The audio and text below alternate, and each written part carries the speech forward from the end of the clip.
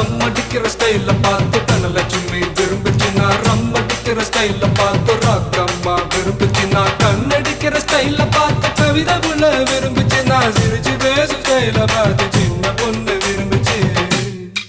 போட்டு நான் யாரையும் விரும்பல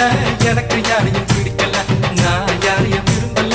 எனக்கு யாரையும் பிடிக்கல நான் தம் அடிக்கிற நான் தம் அடிக்கிற ஸ்டைல பார்த்து தனலட்சுமி விரும்பிச்சுன்னா ரம் அடிக்கிற ஸ்டைல பார்த்து ராக்கம்மா விரும்பி